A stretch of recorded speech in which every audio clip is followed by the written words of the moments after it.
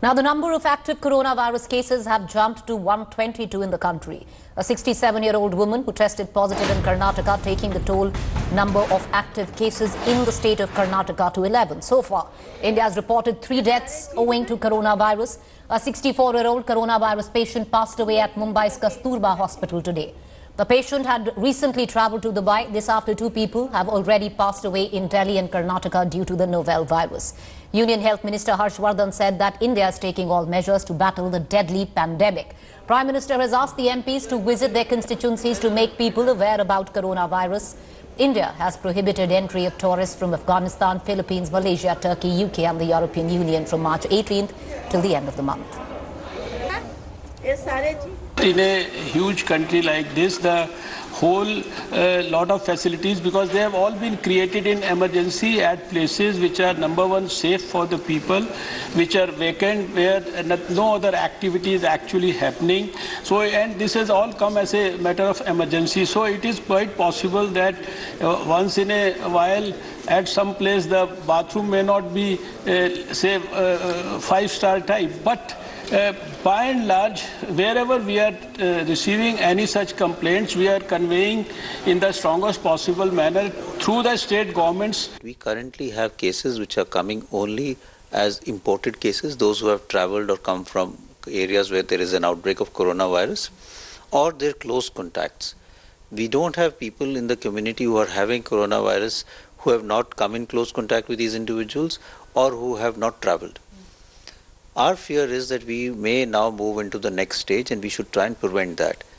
To do that, there has to be responsible citizenship in terms of social quarantine, in terms of staying at home if you come from a country where an outbreak of coronavirus has happened for 2 weeks at least.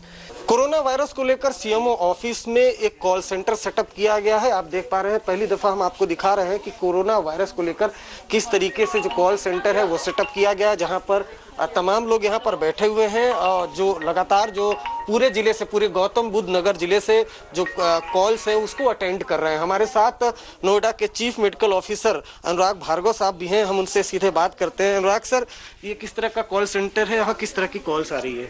देखिए, जिन लोगों को भी foreign से लौट के आए हैं और जो भी क्वारंटाइन में रखे गए हैं या जो भी होम क्वारंटाइन में रखे गए हैं, उन सबका फ़ोन नंबर हम लोगों के पास है। उनसे फ़ोन कर करके पूछते हैं कि उनको कोई प्रॉब्लम है कि नहीं है।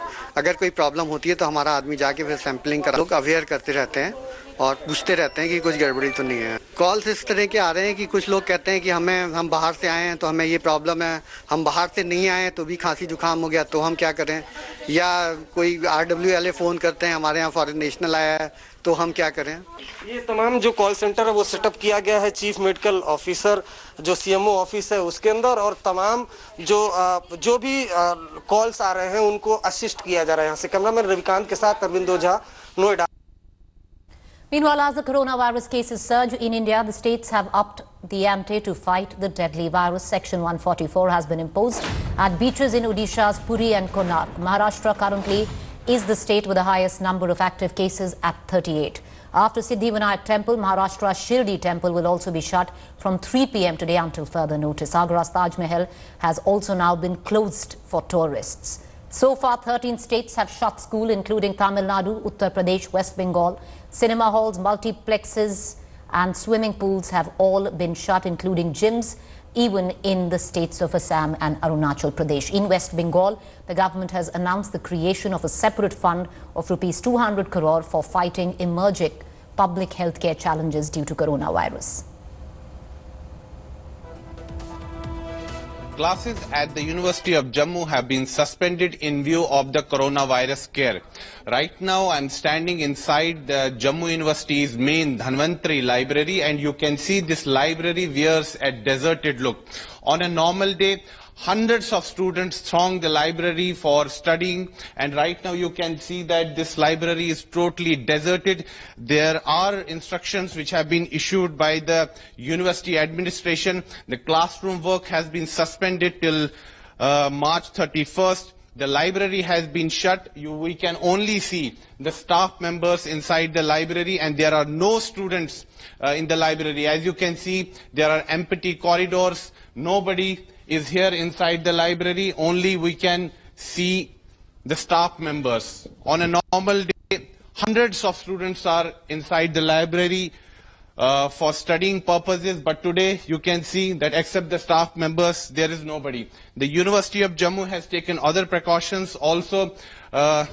Sanitization is taking place, cleaning process is happening, and the university administration has also issued instructions to the department heads that they must ensure that there is proper hygiene inside the classrooms. Although the classes have been suspended till March 31st, but still the University of Jammu is taking all precautions.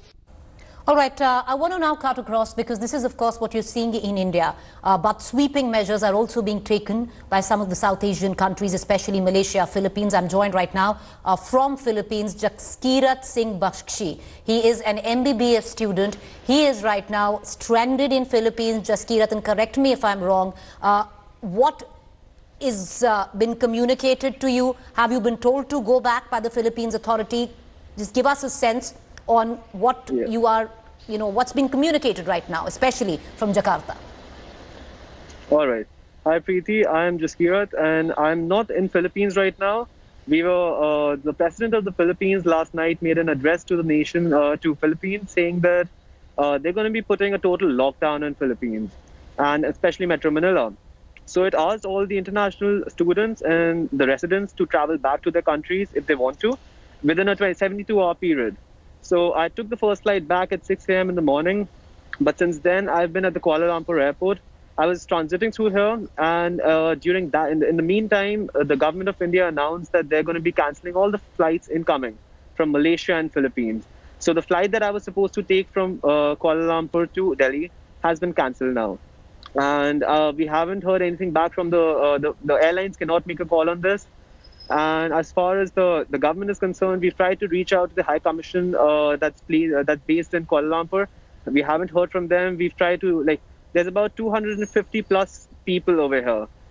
Majority of them being the students coming back from the Philippines within the allotted time of 72 hours by the government of Philippines. But at this point, we're all just stranded. We cannot go back to Philippines. We cannot go into Malaysia. We cannot go back to our own country, India. All right, so Jaskirat, give us a sense. You're saying that about 250, are they mostly students? All of them coming in from the flight from Philippines. And right now you're in KL, Kuala Lumpur, Malaysia. And you're pretty much stranded because all flights connecting to Malaysia and India are not taking off. Has anything... Yes. So give us a sense. So all of these 250 are students coming in from Philippines? No. Not all of them. I'm not very sure about the number. It's 250 plus, because 250 is what the number is in this terminal. There's another terminal with most students over there. Over here, we have a couple of senior citizens as well. I'm not too sure if they're traveling from Philippines or they're the ones who are traveling back from Malaysia. But there's definitely a flight full of Indian students who traveled back from the Philippines and were here for a layover. Jaskirat, can I ask you, have you and the others, because you're saying there are over 250, when did you try and make contact with the Indian High Commission in Kuala Lumpur? I placed the first call as soon as the government announced about it. The government made the announcement when it was around, I think, 1 o'clock local time here. And as soon as I heard about it, I'm supposed to travel back by AirAsia. They did not cancel the flights. So I quickly went to the help desk, tried to get in touch with the High Commission and just get an update on what's supposed to happen, because the Malaysian Airlines back to India was cancelled. Indigo back to India was cancelled. The only one that was still scheduled was AirAsia, and they were still not very sure if they're going to be flying back. So we all started looking out for ourselves. A lot of people took to Twitter. They reached out to all the various handles of Ministry of External Affairs, Health Ministry, and the PMO as well. But they haven't received any response yet. All right, so you haven't received any response yet. When was your flight supposed to take off? When was the AirAsia flight to take off in India? The flight that I was supposed to board is supposed to depart at 10:40, so about in an hour from now. But it's been cancelled since a long while. And is it cancelled? Yeah, it's been cancelled. Yeah, it has been cancelled. Are you getting adequate? If because you're 250 of you, you're at the airport in KL. Are you being taken care of? Are you getting food? Are you being able to, if somebody needs medicine, are you being taken care of? Not exactly, no. Everybody's fending for themselves at this point, yeah. Is the airline taking care of you, especially Air Asia, because you were on board Air Asia back to Delhi? No. The thing is, Air Asia is really clueless about it because Air Asia's offices in India say something else. Air Asia's offices over here we're not able to reach them. We're trying to reach out to the help desk over here for Air Asia specifically, and they're clueless about it. They're saying that we'll fly back, but the government's not allowed us to, so we cannot. All right. Whereas, so every time, Jaskirat, you have tried to reach out to the Indian High Commission in Kuala Lumpur. What is the reaction, or what are you picking up from them? No, what are they telling you? They're not answering the calls. So they're not taking any calls. No. There's about 4 numbers mentioned on the High Commission's website. We've tried to reach out to them, no answer. Then we tried to reach out to this emergency number which is given. Even there, we've got no answer from them there. Have your families back home been able to reach out to anybody, any administrator or the administration here? Yeah, my family has been trying to reach out to a lot of my flight back was supposed to be to Calcutta, and my dad did speak to the Calcutta airport, but they were clueless about it for the longest time. They're saying that they're just not sure about what the rules and regulations are at this point. They know that they're not supposed to, even after the flight was cancelled, they kept on saying, no, the flight is on schedule. So, and we kept on arguing with them about it, but again, we just never reached any conclusion. All right, okay. Are you comfortable right now? Are you in urgent, or anyone from India in urgent need of anything? Not that I know of. No, not really yet. Okay, so but I think everybody's just looking out for themselves. But the core, the whole issue is that nobody knows what to do. Everybody is really confused, and there's just a lot of people, and we're just stranded. We have no idea what to do at this point. All right. So Jaskirat, I totally understand that you and the rest of you, over 250 is what you've told us, are extremely anxious. You're stranded midway. You're supposed to be supposed to have landed in Kolkata, but still stuck in Malaysia. I urge you just to take care of yourselves. I'm sure, in a few hours there will be a solution, and we'll keep touching base back with you. So thank you, for joining us, and we're going to try and possibly take your voice forward on all of you who are stranded right now in Malaysia at the Kuala Lumpur airport. Thank you, Jaskirat, for joining us, and take care. Thanks. All right. Meanwhile, as we move forward, India battles the coronavirus. The focus has shifted to quarantine facilities. In the latest, 3 hotels near Delhi's IGI airport have been reserved for incoming passengers with coronavirus symptoms. The hotels reserved for the incoming passengers include Lemon Tree Premier, Red Fox and Ibis, all located in Aerocity. The reservations have been made on the request of Delhi government in a bid to contain the spread of the coronavirus. While 92 rooms are reserved in Ibis Hotel, 54 are in Lemon Tree and 36 in Red Fox. While some are praising the quarantine facilities set up by the government, others have questioned the state of facilities. Meanwhile, a 3-star hotel in Patna has also turned into an isolation facility for the coronavirus suspects. In Mumbai, Mirage and ITC hotels have been turned into isolation facilities for the incoming passengers on the request of the BMC. The Bihar government is leaving no stone unturned to tackle the corona menace, which has been declared a pandemic by the WHO. And yesterday, Chief Minister Nitish Kumar declared that he will be converting a posh hotel in the state capital into an isolation facility. Now, the Chief Minister has announced that this 48-room plus several banquet halls which are here in this hotel will be converted into an isolation facility. And after that instructions from the Chief Minister, today we are seeing that the Health Department as well as the Tourism Department has flung into action, and now cleaning work is going on here. Any person who is showing symptoms of corona and needs to be isolated can be shifted here at this hotel, and you can see how work here is going on in full flow to convert this hotel into an isolation facility, and it will be a 200-bed isolation facility which is being prepared here on the instruction of the Chief Minister. And by evening we are expecting that this facility will be ready. And till now no positive cases has been found for corona, but the state government is leaving no stone unturned to be prepared to tackle this menace. With camera person Deepak Kumar, this is Rohit Singh in Patna for India Today.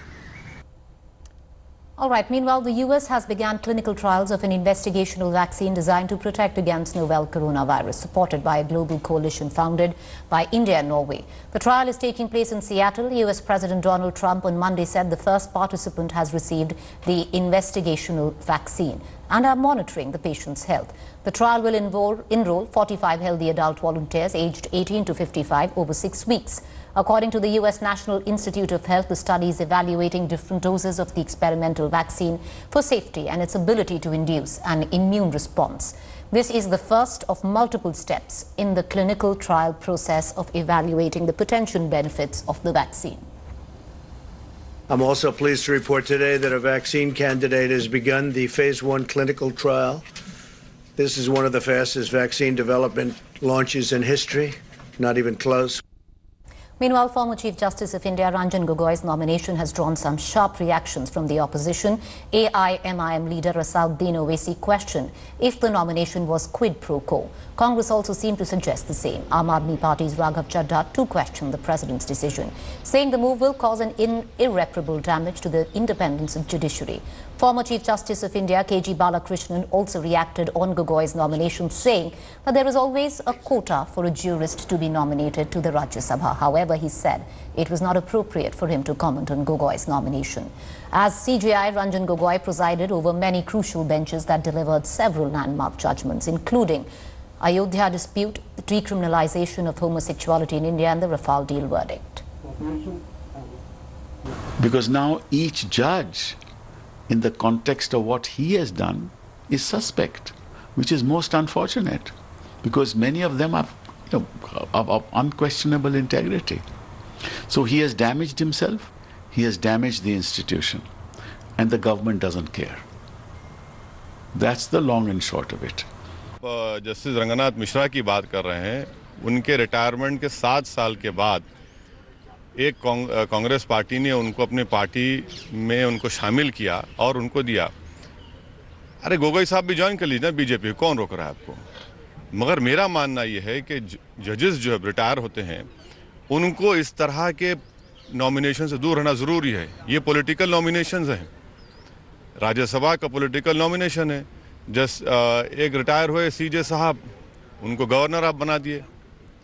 तो ये भाई आप message क्या दे रहे हैं जनता को? ये सरकार को भी तो सोचना चाहिए। मुझे लगता है कि भाई उनका जो अनुभव है, अनुभव ध्यान में रखते हुए वो बहुत बड़े जज भी रहे हैं और जो लॉ का स्टडी उनका बहुत अच्छा रहा है, और इसीलिए मुझे लगता है कि रंजन गोगोई की जो अपॉइंटमेंट है ये बहुत ही अच्छी बात है, और मुझे लगता है कि इसमें कांग्रेस पार्टी ने टिप्पणी करने की कोई आवश्यकता नहीं है। एक व्यक्ति जिसने राफेल जैसे मामले में फैसला दिया हो और जिनके फैसले पे उस समय भी बहुत सारे सवाल उठे थे, अब उसी व्यक्ति को जब आप राज्यसभा में लेके आते हैं, उसको बैकडोर एंट्री देते हैं पार्लियामेंट के अंदर, तो कहीं ना कहीं ये एक बड़ा सवालिया निशान है हमारी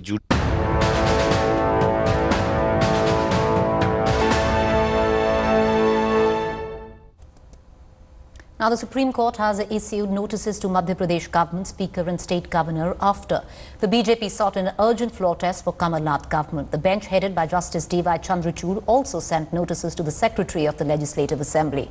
The case will now come up for hearing tomorrow. Supreme Court was hearing a plea filed by the ex-MP Chief Minister Shivraj Singh Chauhan, who wants floor test in 12 hours. The plea says the Congress government has no moral, legal or constitutional right to remain in power. Chief Minister Kamal Nath, meanwhile, has defended adjournment of assembly, saying world battling coronavirus crisis and allegations of him not acting as per constitution are false.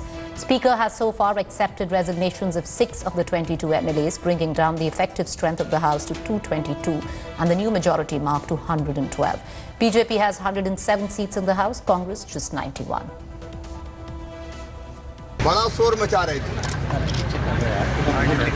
Bangalore में लोग बंधक बनाए गए। बेंगलोर के सभी विधायक साथियों ने स्पष्ट कर दिया है कि वो अपनी मर्जी से है, इस सरकार के खिलाफ है। अब कमलनाथ जी, तू ना इधर उधर की बात कर, भैया जल्दी फ्लोर टेस्ट करा। ये टाइम खींचने की कोशिश कर रहे हैं। दबाव प्रलोभन देके